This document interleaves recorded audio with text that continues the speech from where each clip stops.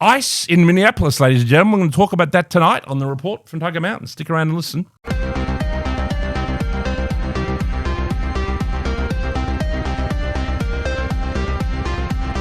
Yes, I'm sure you've heard in the news that ICE has been up to all kinds of trouble over in Minnesota, Minneapolis, St. Paul over there. And,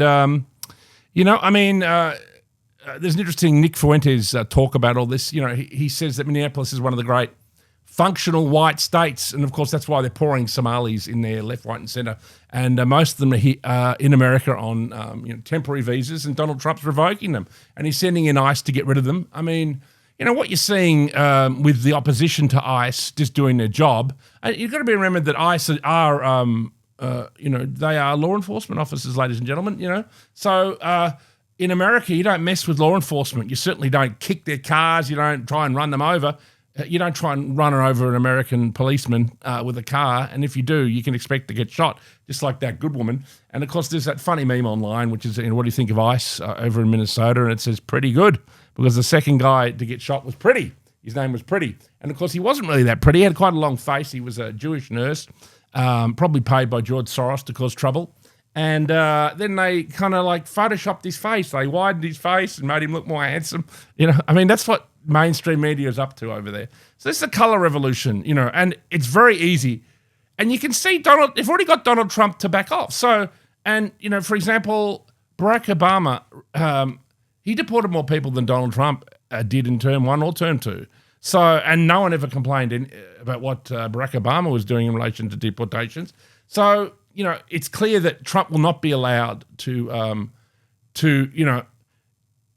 he's doing everything that Israel says, but the left-wing globalist Jews, they're not going to allow him to deport enough people to make a significant difference in the United States. Because, as we know, the two sides of the agenda are Western countries are to be flooded with immigrants to destroy those countries, and our countries are meant to support Israel in all their wars, whether it be in the Middle East and all around the Middle East, supporting Israel, or in the Ukraine, led by the Zionist cabal that took over there in 2014, Zelensky and his Jewish oligarch pals. So that's where we're at there, ladies and gentlemen. And, it's a terrible situation.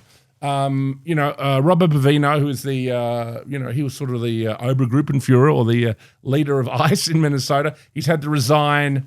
It's just a setup. They could even pay off an ICE officer to shoot somebody, give the family a couple $1 million. The guy will get off, it's even like the guy who kneeled on, George Floyd's neck. Was he paid to do that? Who knows? These things can happen. Sometimes you've got a police officer that's going to go down for 30 years on something anyway. And so they say, listen, mate, we'll give your family 10 million bucks if you go and lean on this, guy's forehead and kill him or something.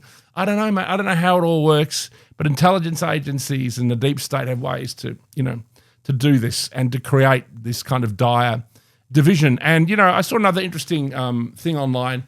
It's like harvesting energy. It creates hate. The left wing hates the right, and basically the left and right, if we sit down and spoke about it sensibly, we dislike the same group of people. They're the people dividing us. They're the people who control the media, the people who control finance, the people who control the Middle East, the people who control the military in the United States, we probably have the same enemies, but, there's an incredible amount of malevolent energy poured into keeping everybody, divided. And that's what's going on, ladies and gentlemen. I don't think we should buy into it. I think some clever commentators have, made that point. Russell Brand is one of them, and many others. So, I think we should keep that in mind every time they try and make us hate each other. So that's my little analysis of what's going on with ICE in Minneapolis. So thank you for listening.